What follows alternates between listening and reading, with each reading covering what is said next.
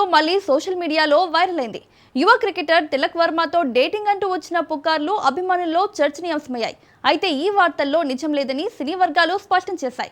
ఇద్దరు తమ కెరియర్ పై దృష్టి పెట్టారు. తెలుగు సినీ పరిశ్రమలో శ్రీలీల వరుస అవకాశాలతో దూసుకెళ్తున్న సమయంలో తిలక్ వర్మతో ఆమె డేటింగ్ అనే కథనాలు వైరల్ అయ్యాయి.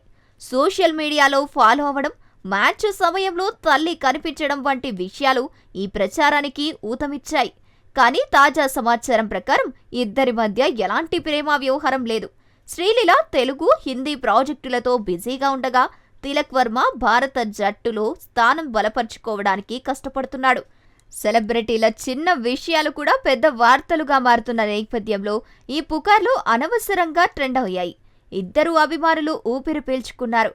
భవిష్యత్తులో ఇలాంటి వార్తలు వారి కెరీర్ను ప్రభావితం చేయకూడదని కోరుతున్నారు. శ్రీలీల ప్రస్తుతం టాలీవుడ్లో అత్యంత డిమాండ్ ఉన్న హీరోయిన్లలో ఒకరుగా దూసుకుపోతున్నారు.